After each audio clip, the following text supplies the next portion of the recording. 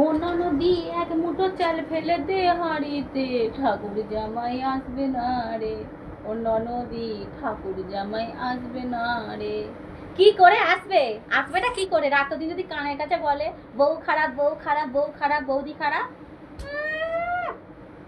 Social media খোলার উপায় নেই। কোথায় ফেসবুক ইউটিউব যতবার খুলছি কান চোখ সব গেল, আমার গেল। খালি সবে দেখবো বউ খারাপ, বৌদি খারাপ, বৌদি খারাপ, বৌদি খারাপ, বৌদি খারাপ। বৌদি সংসার ভেঙে দিচ্ছে, তা তছনছ করে দিচ্ছে এসে। আরে আমি তো কারোর বউ, আমি কারোর বৌদি, কারোর ননদ, সবই তো আমরা। একটা মেয়ে, একটা নারী, একটা সব কিছু দেখতে হবে তো ভাই। মা কেমন, ননদ কেমন, শ্বশুর কেমন, পরিবারটা কেমন। পরের মেয়ে তো সংসার করতে এসেছে সংসার করার জন্যই নাকি? ভাইকে দেখাশোনা করার জন্য, সবাইয়ের সেবা যত্ন করার জন্য তো আছে নাকি? না নিজে খাওয়ার জন্য আছে, সংসার করার জন্য নয়। হ্যাঁ, কি ভাবছো এটা কি? খালি বরকে নিয়ে ঘুরতে বেড়াতে যাবে, খাবে দাবে বয়ে না? হ্যাঁ, আরে বাবা আমারও ভাই আছে, আমি জানি তার মর্মটা, বুঝেছো? তারও তো ঘরের বউ হবে দুদিন পরে। আমি তার পেছনে গিয়ে কাটি মারি, খালি বলি খারাপ খারাপ খারাপ, সে কি আমাকে নিয়ে নৃত্য করবে মাথায় নিয়ে? নাকি আমার সুনাম করবে? নাকি বরণডালা নিয়ে সাজিয়ে রেখে দেবে? বউ ননদি নিয়ে এসেছে গো, বরণডালা দিয়ে সাজিয়ে দেওয়া, অনেক আমার নামে নিন্দে করে, জুতো ঝাঁটা মারবে, জানো তো? ভালোবাসা দিলে তবেই ভালোবাসা পাবে, নাহলে জীবনেও পাবে না। বাবা চিরদিনের জন্য নয়, ভালোবাসা পেতে গেলে ভালোবাসা করতে হয়।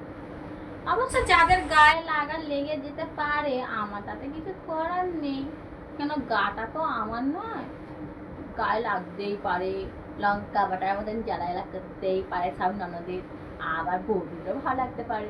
তবে লাইক করে একটু গালাগালিটা দিয়ে দিও আমাকে, ঠিক আছে? কি করবো বলো, একটা লাইক কমেন্ট তো অবশ্যই করার দরকার আছে, তাই না? হ্যাঁ, নিশ্চয়ই এটা লাইক করো, কমেন্ট করো, সব কমেন্টে গালাগালি দিও ননদরা।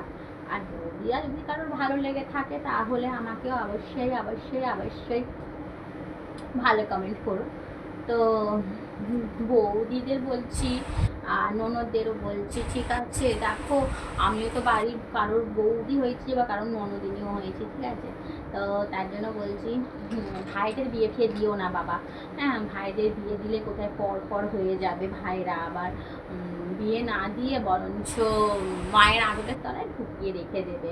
তাহলে কারোর তো এ হবে না, না কষ্ট হবে না, দুঃখ হবে না, বেদনা হবে না।